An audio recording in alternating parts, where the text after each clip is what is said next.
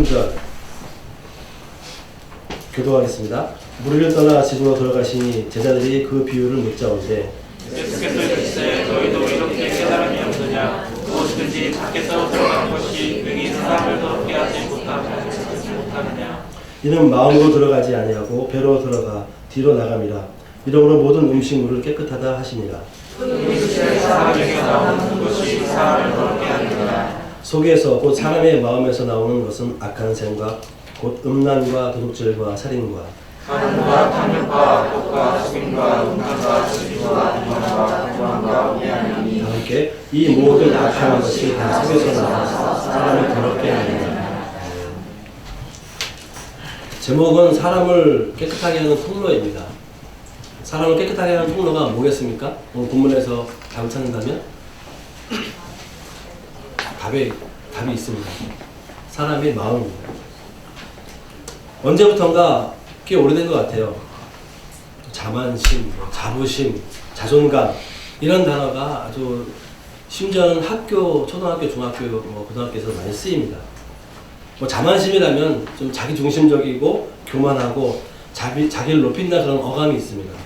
그런데 이 자존감이라면 좀 자만심하고 달리 어떤 대상을 비교하지 않으면서 있는 그대로의 어떤 긍정적인 느낌을 줍니다.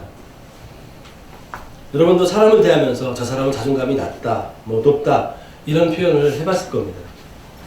이 사람이 궁지에 몰리든가 혹은 잘못하지 않았는데도 오해를 받아서 욕먹거나 비난을 받거나 싫은 소리 들을 때 즉각적으로 반응하고 같이 대들고 맞서 싸우는 그런 사람을 성격이 급하다고도 말하기도 하지만 자존감이 낮다 이렇게 표현도 합니다.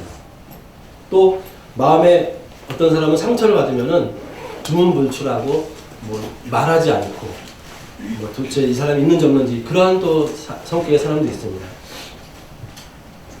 하지만 감정적이고 즉각적인 대응을 하지 않고 또 상대방의 비방이나 욕 등을 마음에 두지 않고 그러려니 하고 정말 좀 그럴 수 있지 하고 넘어가는 그런 사람에게 자존감이 높다라는 표현을 했습니다. 또 좀 다르게 표현하면 인격적으로 저 사람은 좀 된 사람이다. 마음이 건강하다 이렇게 표현을 합니다. 그렇다면 성경에서는 어떻게 표현합니까? 자존감이라는 단어가 있습니까? 그런 표현이 있습니까? 없습니다. 다시 말하면 자존감이라는 표현은 성경적인 표현은 아닙니다. 성경은 어떻게 표현할까? 성경에서는 사람들에게 강하다, 성숙하다, 깨끗하다라는 표현을 합니다. 하나님께서 성경을 통해 우리에게 요구하고 명령하고 강권하는 인간형이라고 할 수가 있습니다. 그것을 로마서 15장에서 찾을 수가 있습니다. 로마서 15장 1절을 한번 찾아보시기 바랍니다. 로마서 15장 1절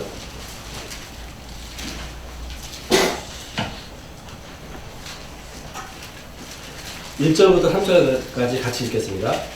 믿음이 강한 자는 마땅히 믿음이 약한 자를 자만하고 자기를 기쁘게 하지 아니할 것이라. 우리 각 사람이 이웃을 기쁘게 하되 서로 이루고 법을 세우도록 가르치니라. 그리스도께서 자기를 기쁘게 하지 아니하시나니 기록된 바 주를 비방하는 자의 비방이 내게 미치는 자가 한가. 하나님은 사도 바울을 통해서 이 특별히 15장 1절에서 세 가지의 명령을 우리에게 주십니다. 뭐겠습니까? 첫 번째, 우리에게 어떤 사람이 되라고 말씀하십니까? 믿음이 강한 사람이 되라고 말씀하십니다. 두 번째, 믿음이 강한 사람이 됐으면 어떻게 해야 됩니까? 믿음이 약한 사람의 약점을 담당하라고 되어 있습니다. 세 번째는 무엇입니까? 너 자신을 기쁘게 하지 말라는 겁니다. 그러면 누구를 기쁘게 하라는 거죠? 아니, 하나님은 나는 기쁘게 해야 되는 건데 누굽니까? 믿음이 약한 사람을 기쁘게 하라는 겁니다. 2절 보시게 되면 우리 각 사람이 무슨 목회자만 믿음이 좋은 사람만 아니라 믿음이 강한 모든 사람이 믿음이 약한 사람을 기쁘게 하라는 겁니다. 어느 정도로 이웃을 기쁘게 하라고 되어 있습니까? 선을 이루고 덕을 세우는 수준까지 기쁘게 하라고 말씀하십니다. 그리고 왜 자기를 기쁘게 하지 말라고 하시는지 그 15장 3절에서부터 말씀하고 있습니다. 무엇입니까? 예수님께서도 자기를 기쁘게 하지 않으셨기 때문에 네가 네 자신을 기쁘게 하는 인생을 살지 말라는 겁니다. 예수님은 믿음이 강하신 분, 믿음의 근원이 되시는 분입니다. 그 예수님께서 우리의 연약함을 담당하시기 위해서 자신의 목숨을 대속물로 내어놓으셨습니다. 우리가 하나님의 선하신 뜻을 이루고 덕, 또 복음으로 표현할 수 있습니다. 덕을 세우도록 십자가에서 죽으셨습니다. 그래서 그 죽음을 통해 누구를 기쁘게 하셨죠? 하나님을 기쁘게 하셨습니다. 그런데 기쁘게 하다의 그 원어적인 의미는 긍정적인 관계를 세우기 위해 어울리다, 그리고 화목하다라는 의미에서 기쁘게 하다라는 뜻을 가집니다. 단순하게 사람의 기분을 좋게 하고 뭐 사탕 발림하고 입 발린 소리하고 그냥 그러한 식의 기쁘게 하는 것이 아니라는 겁니다. 긍정적인 관계. 그럼 누구와의 긍정적인 관계겠습니까? 나와의 관계뿐만 아니라 먼저는 하나님과의 관계를 긍정적으로 맺게 하기 위해서 그 사람을 하나님께 화목시키는 것이 그런 의도를 가지고 기쁘게 하라는 겁니다. 그러면 그 사람에게 맨날 맛있는 것만 사주고 맨날 칭찬만 해준다면 그 사람이 하나님과 관계가 세워지겠습니까? 그러진 않겠죠. 우리는 예수님처럼 믿음이 약한 자가 하나님과의 올바른 관계를 세우도록 하나님과 화목하도록 하기 위해 상대방과 교제를 해야 됩니다. 이것이 믿음이 약한 자를 기쁘게 하는 성경적인 태도입니다. 따라서 우리도 예수님처럼 자기 만족과 자신을 기쁘게 하는 데 집중하지 말고 내 지체가 선을 이루고 덕을 세우는 수준에까지 이르도록 그들과 교제하면서 그들에게 호의를 베풀어야 됩니다. 그러니까 내 것을 쓰는 거죠. 그 사람에게 뭔가를 얻어먹고 뭔가 좀 이렇게 도움을 받기 위한 것이 아니라 반대로 내 것을 가지고 그 사람에게 호의를 베푸는 겁니다. 그렇다면 우리의 이웃, 우리의 지체가 어느 수준에 이를 때까지 그들을 기쁘게 해야 될까요? 베드로전서 2장 9절, 10절을 제가 읽겠습니다. 이는 너희를 어두운 데서 불러내어 그의 기이한 빛에 들어가게 하신 이의 아름다운 덕을 선포하게 하려 하심이라. 너희가 전에는 백성이 아니더니 이제는 하나님의 백성이요 전에는 긍휼을 얻지 못하였더니 이제는 긍휼을 얻은 자라. 이 사람들을 어두운 데서 불러내어 그의 기이한 빛에 들어가게 하신 아름다운 덕을 선포하는 수준에 이를 때까지 그들을 우리가 기쁘게 해야 된다는 겁니다. 또 교회 안에서 상대방을 기쁘게 한다는 것은 그냥 환대해 주는 것으로 끝나는 것이 아니라 아름다운 덕을 선포하는 수준에 이르게까지 그 사람을 세워줘야 되는 것입니다. 그 사람들이 이웃이 이제는 내가 하나님의 백성이고 긍휼을 얻은 존귀한 자라는 믿음의 고백을 하고 살아갈 때까지 그들을 기쁘게, 그들에게 호의를 베풀어야 되는 겁니다. 성경 어디에서도 마찬가지지만 이 구절에서도 주님은 우리가 자존감을 높이고 긍정적인 마음을 가지고 난 후에 믿음이 강한 사람이 되라 이렇게 말씀하지 않고 있습니다. 그런 명령을 하지 않습니다. 또 마음에 상처가 있고 어떤 문제나 심한 갈등과 방황으로 힘들고 어렵다 하더라도 그냥 그것을 다 회복한 다음에 강한 사람이 되라가 아니라 그냥 그 상황 속에서도 그 자체에서도 그 자리에서 두려워하지 말고 염려하지 말고 위축되지 말고 불평이나 분노하지 말고 내 믿음의 분량만큼 믿음의 강한 자로 서라는 겁니다.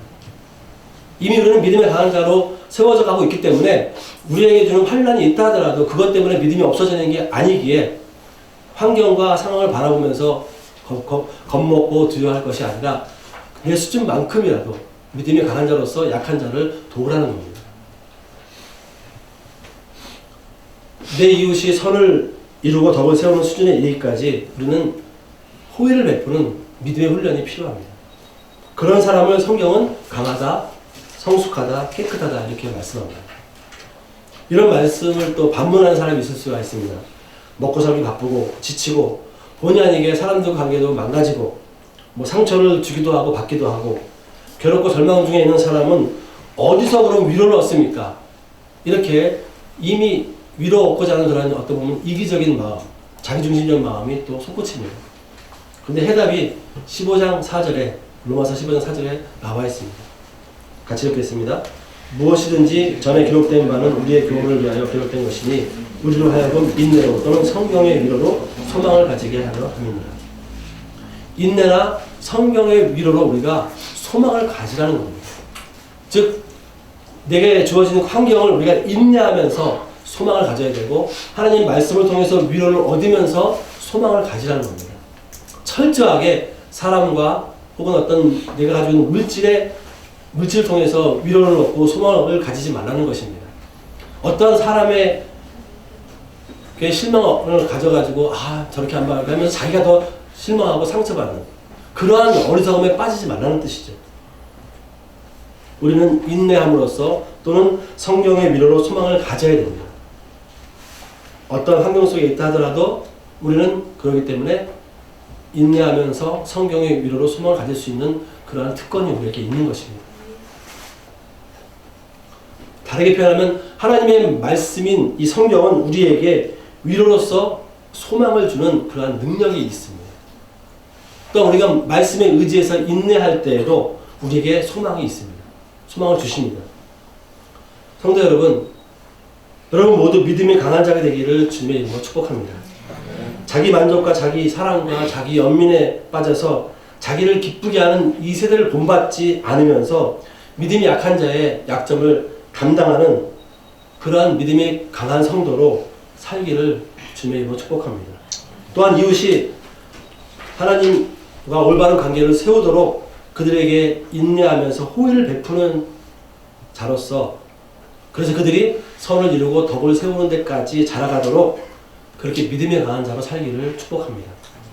어떤 일에든지 인내와 하나님의 말씀인 성경의 위로로 소망을 가지고 살아가는 믿음이 강한 성도로 살아가길 주님의 이름으로 축복합니다.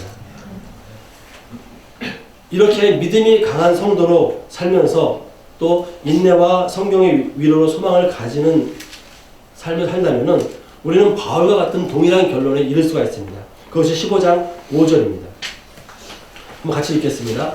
이제 인내와 위로의 하나님이 너희로 그리스도 예수를 본받아 서로 뜻이 같게 하여 주사. 무엇입니까? 여기서 핵심적으로 볼 수 있는 단어는 예수 그리스도를 본받는 겁니다. 우리가 믿음이 강한 자로 살고 인내와 성경의 위로로 소망을 가지고 살게 되면 이제는 오직 예수 그리스도를 본받는 것밖에 없구나 이런 결론을 내릴 수밖에 없는 것입니다. 예수를 본받는다는 이 표현을 달리 한다면은 그리스도의 마음을 가지는 겁니다. 고린도전서 2장 16절에 누가 주의 마음을 알아서 주를 가르치겠느냐 그러나 우리가 그리스도의 마음을 어떻게 해요? 가졌느냐. 그리스도를 본받는다는 것은 그리스도의 마음을 내 마음에 채우는 것입니다. 성경은 마음이 긍정적이고 자존감으로 채워진 사람을 강하다고 깨끗하다, 성숙하다 그렇게 말하지 않습니다. 또한 우리의 마음을 긍정의 힘과 높아진 자존감으로 채우라고 명령하지 않습니다. 하나의 작은 필요한 도구는 될지 모르겠지만 그것이 전부가 되고 그것이 마치 핵심인 것처럼 착각해서는 안 됩니다. 무엇으로 채워야 됩니까? 그리스도의 마음으로 채워야 됩니다. 그리스도의 마음은 하나님의 말씀 성경을 통해서 우리가 채울 수 있습니다. 그래야 우리가 그리스도의 마음으로 채워지고 강하고 성숙하고 깨끗한 마음으로 변화될 수 있기 때문입니다. 여러분 우리가 잘 아는 구절이 있죠. 예레미야 7장 9절 사람의 마음이 어떻습니까? 만물보다 거짓되고 심히 부패하다고 하나님께서 선언하셨습니다. 그런 사람의 마음을 누구만 안다고 말씀하고 있습니까? 열왕기상 8장 39절에 하반절에 주만 홀로 사람의 마음을 다 아십니다 이렇게 말하고 있습니다. 우리의 마음은 오직 주님만이 아십니다. 여러분이 얼마큼 세속적으로 찌들어 있는지 아니면 성경적인 그러한 하나님의 말씀으로 채워져 있는지는 주님만이 아십니다. 이렇게 부패한 인간의 마음에 단순히 긍정적인 자세, 인간을 높이고 인정하고 칭찬하는 자존감 등으로 채우면은 여러분들이 결코 성경적인 강하고 성숙하고 깨끗한 사람이 될 수 없다는 것을 알았습니다. 하나님은 성경을 통해서 결코 부를 수 없음을 우리가 분명히 알고 또한 배웠습니다. 그렇다면 예수님도 오늘 마가복음 7장 본문에서 인간의 마음이 죄로 인해서 얼마나 악해졌는지를 말씀하고 있습니다. 어떻게 말씀하고 있습니까? 7장 보시게 되면 20절 보시게 되면 마가복음 7장 20절 보시게 되면 사람에게서 나오는 것은 그것이 사람을 어떻게 한다고요? 거룩게 한다고 말씀하고 있습니다.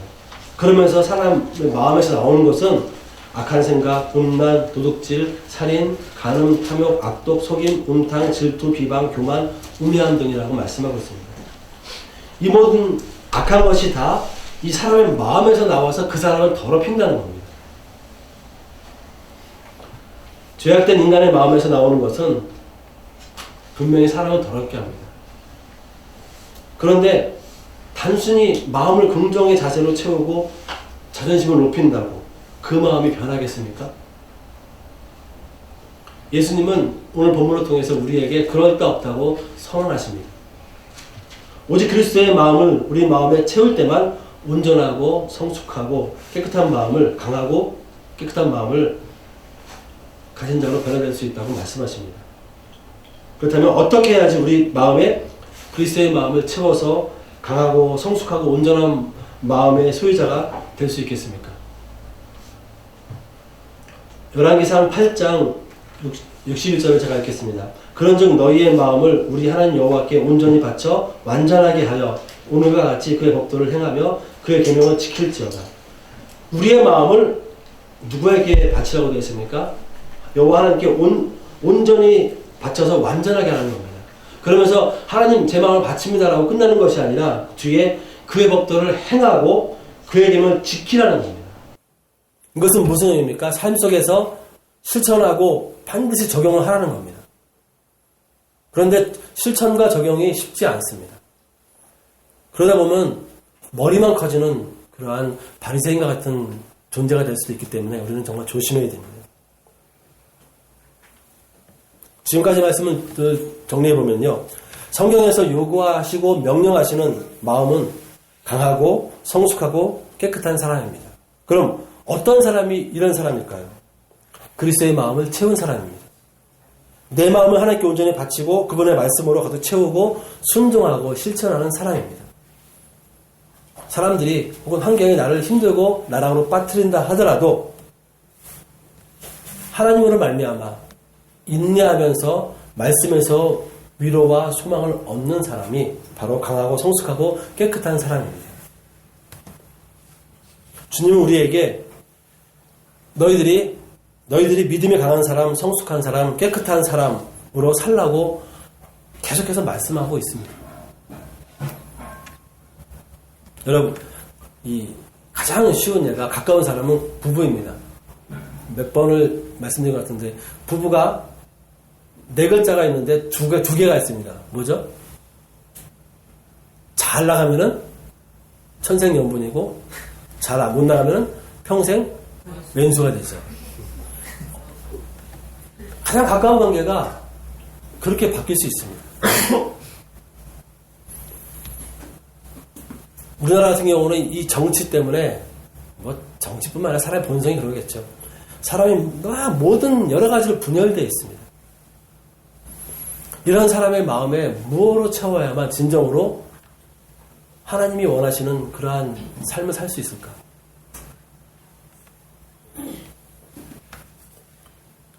여러분, 이 시간 예배를 드려 나왔는데 이 예배에 함정이 있을 수 있습니다.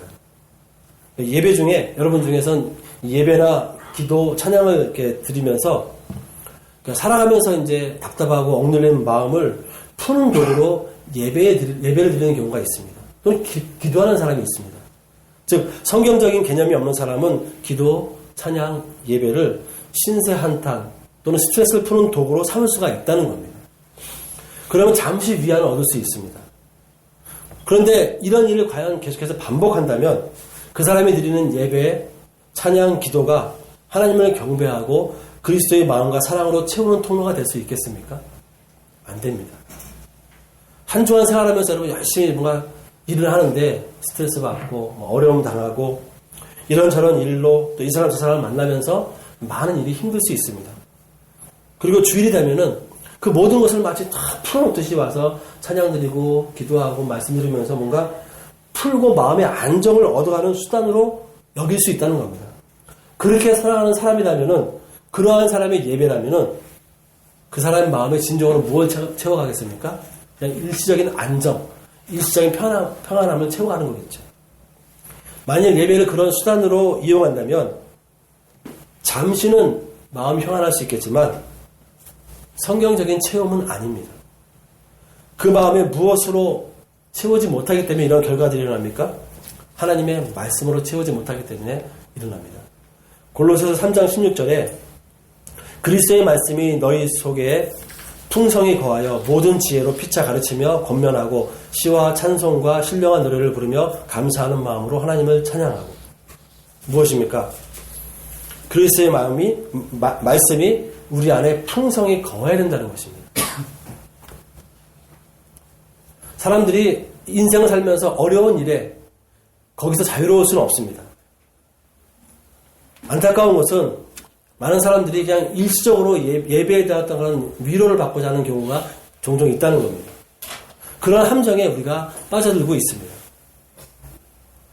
그리고 이런 자존감, 또 요즘 한참 유행하는 심리 상담 이런 것을 통해서 일시적인 위로를 얻을 수가 있습니다.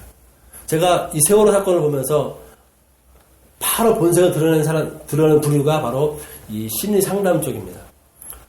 뉴스를 보다 보니까 이 인본주의 심리 상담자들이 이 피해자들의 가족들, 살아있는 모든 사람들은 무조건 상담을 다 받아야 된다는 겁니다. 즉, 그 충격받는 모든 사람을 환자와 간주하고 반드시 그 과정을 거쳐야 된다고 이렇게 말합니다. 인본주의 심리상담으로 사람들의 마음을 채우고 위로해야 심각한 질병이 생기지 않고 회복될 수 있다고 그렇게 주장을 합니다. 일반 그들의 상담 기법이 어느 정도 효과를 가져올 수는 있습니다. 그러나 그들의 상담 기법이 사람의 마음을 진정으로 강하게 하고 깨끗하게 하고 아름답게 변화시킬 수 있습니까? 성경에서는 그렇지 않다고 말씀합니다. 여러분, 사탄의 간교함에 속지 마십시오.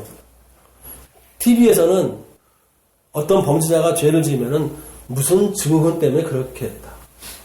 무엇 의존증 때문에, 알코올 의존증 때문에 사람을 죽였다. 꼭 그런 게 들어갑니다. 누구의 농간인지 모르지만 어쨌든지 심리상담자들의 농간이 들어갈 가능성이 높습니다.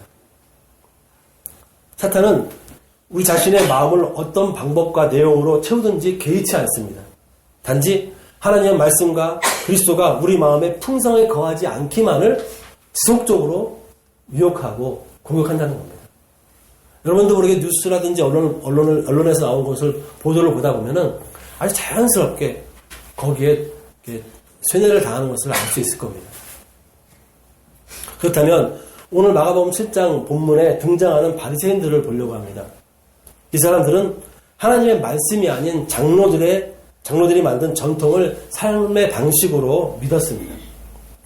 다르게 표현하면 그들은 전통으로 자신들의 마음을 채우고 그 전통에 의해서 지배를 받으며 살아온 존재들입니다. 그럼 전통이 무엇입니까? 유대교에서 전통이란 무엇이냐면 하나님 말씀을 잘 지키기 위해 만들어 놓은 규칙입니다. 그런데 예수님은 이 전통이 사람의 계명이고 하나님 말씀을 왜곡시키셨다고 아주 확실하게 꾸짖습니다. 사도 바울은 이 전통의 해악에 대해서 짧지만 아주 강력하게 지적을 합니다. 골로새서 2장 8절입니다. 누가 철학과 헛된 속임수로 너희를 사로잡을까 주의하라. 이것은 사람의 전통과 세상의 초등 학문을 따름이요 그리스도를 따름이 아니니라. 바울이 어떤 사람입니까? 바울은 자기 동족 중 그 누구보다도 조상의 전통에 대해서 정말 열정적이었습니다. 예수 믿는 사람을 죽일 정도까지로 박해할 정도까지 그렇게 열정적인 사람이었습니다. 그런 바울이 전통에 대해서 어떻게 평가를 내립니까? 전통은 헛된 속임수고 그리스도가 아닌 세상을 따르게 만드는 헛된 속임수라고 사람을 사로잡는 하나의 철학이고 사상이라는 결론을 내립니다. 즉 하나님 말씀이 아닌 그 어떤 것으로 사람의 마음을 채운다면 그것은 하나님이 아닌 사탄을 따르게 하는 헛된 속임수이고 사람을 사로잡는 하나의 철학, 사상이라고 결론을 내렸습니다. 말씀이 아닌 전통의 지배를 받으며 마음의 전통으로 채워진 바리새인들은 어땠습니까? 그들은 7장 3절에서 전통을 잘 지켰습니다. 전통을 3절에 지켰다고 표현하고 있는데 이 전통이라는 특성에 있어서 강력한 구속력이 있기 때문에 그것을 굳게 지켰다는 의미를 가지고 있습니다. 그러다 보니 7장 2절에서 예수님의 제자들이 전통을 준행하지 않는 것에 대해서 즉각적으로 비판을 하면서 예수님께 따진 것입니다. 이 마음이 전통으로 채워진 이 사람들은 급기야 전통을 굳게 지키기 위해서 하나님의 계명을 저버렸습니다. 그것이 7장 7절과 8절에 나와 있습니다. 같이 읽어보겠습니다. 7절 8절입니다. 사람의 계명으로 교훈을 삼아 가르치니 나를 헛되이 경배하는도다 하였느니라. 너희가 하나님의 계명은 버리고 사람의 전통을 지키느니라. 이 구절이 어떤 의미를 가지고 있습니까? 이 사람들은 전통을 지키기 위해서 그들의 마음의 전통으로 가득 채우다 보니까 하나님의 계명을 거부했다는 겁니다. 뿐만 아니라 13절에서는 하나님의 말씀을 피하는 그러한 행위를, 그러한 짓을 했다고 예수님께서 말씀하셨습니다. 그러니까 전통이 좋아서 하나님의 말씀을 아무런 효력도 없게 만들었다는 것입니다. 여러분, 전통은 과거 이스라엘 그들의 조상들이 바벨론에서 귀환했을 때의 종교 지도자들이 하나님의 말씀을 잘 지키기 위해서 만든 것입니다. 그런데 전통의 목적과 의도는 좋았을지 모르지만 어느 순간 성경적 원리가 아닌 사람의 원리, 사람의 계명으로 변질됐습니다.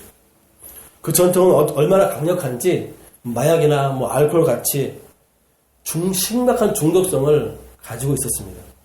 그 결과 전통을 가진 바리새인들은 사람을 비판하고 판단하고 하나님의 말씀을 거부하고 아무런 효력도 없는 것처럼 취급을 하는 그런 지경에 이르렀습니다.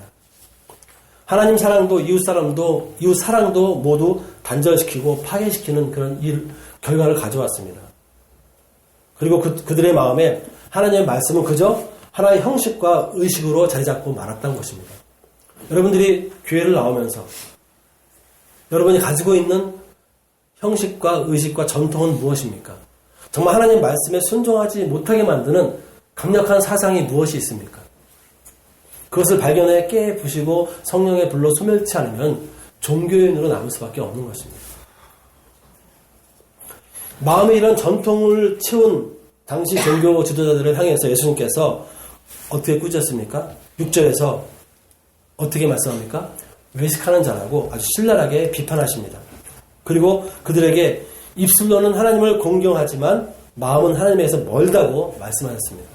9절 보시게 되면 하나님의 말씀이 아닌 사람의 계명으로 교훈을 삼아서 사람들을 가르쳐서 결국 누구를 헛되이 경배하게 만든다고요? 하나님을 헛되이 경배하게 만든다고 책망하셨습니다. 평행 본문인 마태복음 15장 14절에서는 맹인을 인도하는 맹인이라고 이 바리새인들을 비유했습니다. 또 이 마가복음 7장 20절 23절 보시게 되면 마음에 다른 사람을 더럽게 하는 것들로 채워져 있는 사람이라고 아주 엄하게 꾸짖었습니다. 여러분, 우리가 신앙생활을 한다고 하는데 늘 성령으로 새롭게 되어지지 않고 말씀으로 우리가 채워지지 않으면 내 전통이 드러납니다. 전통이 어디서 나왔습니까? 성경 말씀에서 나왔습니다. 근데 그 성경 말씀이 굳어지다 보니까 율법이 되고 전통이 되고 형식이 되고 의식이 되다 보니까 자신도 모르게 말씀대로 살지 못하고 말씀대로 사는 사람도 맹인이 되어서 그 사람을 맹인을 만들어버리는 그러한 어리석음을 범할 수 있는 것입니다. 그럼 바리새인들의 부정적인 특징들을 한번 정리해 보겠습니다.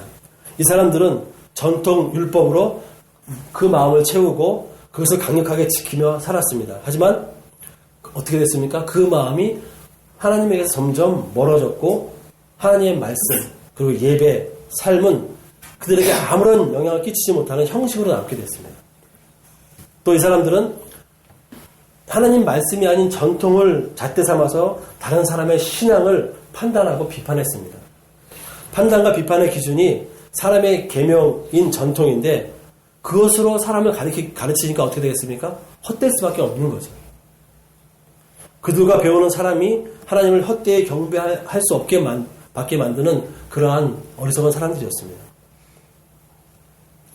이 바리새인들은 세 번째로 하나님 말씀을 지키지 않을 뿐만 아니라 하나님 말씀을 무시했습니다. 그러니까 맹인이 맹인을 인도하면 어떻게 됐습니까? 거의 코미디 수준이죠. 이 사람들의 마음은 자신뿐만 아니라 다른 사람도 더럽게 만드는 것들로 채워졌다고 예수님께서 책망을 하셨습니다. 전통을 고집하고 주장하는 사람들을 예수님께서 외식하는 사람이라고 표현하시면서 마태복음 23장에서는 7번씩이나 화가 있을 것이라고 저주하셨습니다.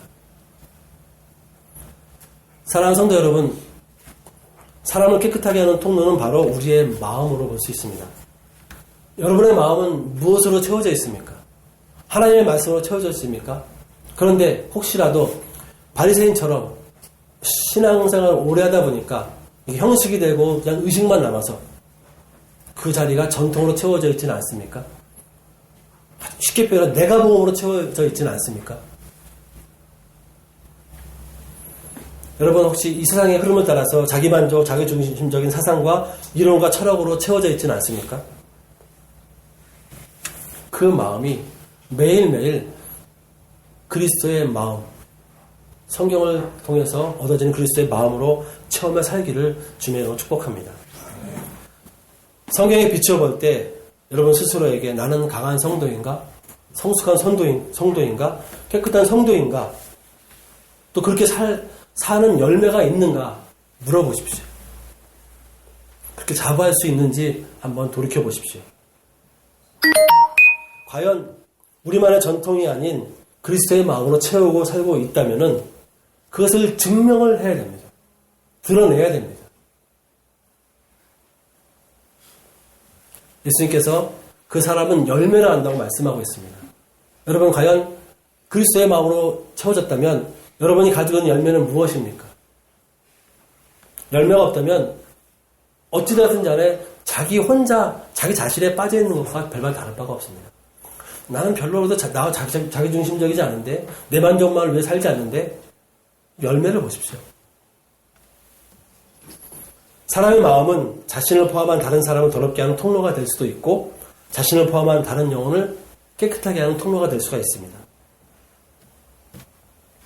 우리도 하나님의 말씀보다 더 권위를 두고 있고 가치 있게 여기는 그 어떤 것으로도 우리를 채워서도 안 되고 그것이 혹시 내 인격이라 할지라도 그것들로 사람들에게 하나님께 인정받으려고 해서는 안 됩니다. 좀 그런 의미에서 참 어렵습니다. 우리는 그리스도로 우리 마음을 채워서 하나님 보시기에 강한 사람, 성숙한 사람, 깨끗한 사람으로 하나님께 인정받는 것을 더 사모하며 살아야 됩니다. 마무리하겠습니다. 여러분은 여러분의 마음이 어떤 통로가 되기를 원하십니까? 마음은 있었는데 여전히 열매가 없지는 않습니까? 우리의 마음을 채우기 위해서는 하나님의 말씀, 예수 그리스도, 또 그분의 사랑, 또 성령 이렇게 볼 수 있습니다. 그렇다면 왜 우리의 마음을 하나님 말씀으로 채우는 게 중요한가? 아까 읽었었죠. 골로새서 3장 16절 그리스도의 말씀이 너희 속에 풍성히 거하여 모든 지혜로 피차 가르치고 권면하고 시와 찬송과 신령한 노래를 부르며 감사하는 마음으로 하나님을 찬양하고 그리스도의 말씀이 우리 속에 풍성히 거해야만 이러한 예배 생활이 나올 수 있기 때문에 그렇습니다. 말씀을 우리 마음에 채워야 하는 또 중요성을 제시하는 구절이 잠언 3장에 나옵니다. 잠언 3장 1절부터 8절까지를 보시게 되면 하나님 말씀을 우리 마음판에 새기면은 어떻게 되는지를 간단하게 요약해 보겠습니다. 말씀을 우리 마음에 채우면 우리가 장수하고 평강을 누리고 하나님과 사랑 앞에서 은총과 존귀 여김을 받습니다. 우리 길을 인도하시고 지도하시며 몸을 치유하시고 영혼을 회복시킨다고 약속하고 있습니다. 여러분 이 중에서 보게 되면 하나님과 사랑 앞에서 은총과 귀시 여김을 받는다는 내용이 나옵니다. 많은 사람들이 어릴 때부터 자존감을 세워오고 정말 네가 그러한 것에 좀 더 훈련되어져야지만 사람에게 인정받을 수 있다고 되었는데 그것은 성경적이지 않다는 겁니다. 하나의 테크닉밖에 안 됩니다. 본질은 하나님의 말씀을 우리 마음에 채우고 순종할 때에 하나님과 사람 앞에서 은총과 존귀 여김을 받을 수 있는 것입니다. 이 세상에 그 어떤 것도 이런 약속을 주지 못합니다. 하나님 말씀을 우리 마음에 채우는 것이 왜 중요한가? 호세아서 4장 6절에 이렇게 말씀하고 있습니다. 내 백성이 무엇이 없으므로 망한다고요? 지식이 없어서. 우리가 망하지 않기 위해서는 세상의 철학으로, 세상의 전통과 초등학문으로 망하지 않으려면 하나님의 지식이 우리에게 있어야 되는 것입니다. 두 번째, 에베소서 3장 17절 보시게 되면 믿음으로 말미암아 그리스도께서 너희 마음에 계시게 하옵시고 너희가 사랑 가운데서 뿌리가 박히고 토가 굳어져서. 하나님은 사도 바울을 통해서 우리 마음을 그리스도로 채울 것을 명령하고 있습니다. 첫 번째 하나님의 말씀, 두 번째는 그리스도로 우리 마음을 채우라는 것입니다. 우리 마음이 그리스도로 채워져야 그분의 사랑으로 뿌리를 내릴 수가 있는 것입니다. 터가 굳어질 수 있는 것입니다. 세 번째, 성령 충만입니다. 성령 충만은 어떤 의미가 있습니까? 그럼 어떻게 이해하고 있습니까? 신비하고 뭔가 좀 신기한 것으로 자꾸만 신비한 것으로 이해하시면 안 됩니다. 예수님께서는 성령 충만함을 입어서 사탄의 유혹을 물리치셨습니다. 성령의 능력으로 사용을 하셨습니다. 그것이 누가복음 4장의 말씀입니다. 또한 성령 충만함을 받고 초대교회가 시작됐습니다. 이 초대교회의 사도들과 성도들은 성령 충만해서 담대하게 복음과 하나님의 말씀을 전했습니다. 뿐만 아니라 성령 충만한 직분자들로 세워졌고, 스데반 같은 경우는 성령 충만해서 하나님의 영광과 예수님께서 하나님 우편에 서신 것을 보았습니다. 바울은 아나니아의 안수로 성령 충만해서 온전한 회심을 또한 보였습니다. 그의 제자들은 환난 가운데서도 성령 충만함을 또한 보였습니다. 이렇게 성령의 역사는 우리에게 인격적으로, 우리에게 실제적으로 나타납니다. 예수님께서 마태복음 12장에서 성령을 모독하지 말고 거역하지 말라고 아주 신신당부하십니다. 부활하신 이후에 제자들에게도 성령을 받으라고 명령하셨습니다. 사도 바울도 성령으로 충만을 받으라고 에베소서 5장에서 말씀하고 있습니다. 크리스천의 삶의 근간으로 이루는 것은 모두 성령 충만함을 입을 때에 가능한 이야기입니다. 우리 마음에 살아계신 하나님 말씀으로 채우고, 그리스도로 채우고, 사랑으로 채우고, 성령 충만함으로 살아갈 때에 우리가 진정한 믿음의 사람이 될 수 있는 것입니다. 사랑하는 성도 여러분, 우리 마음은 과연 무엇을 통하는 통로입니까? 무엇을 전하는 통로입니까? 하나님 말씀과 그리스도의 사랑과 성령으로 우리 마음이 채워져서 우리가 강한 성도, 또 성숙한 성도, 깨끗한 성도로 능력있게 살아감으로 말미암아 정말 하나님께서 원하시는 믿음의 열매들이 맺어지는 우리 모두가 될 수 있기를 주님의 이름으로 축복합니다. 기도하시겠습니다.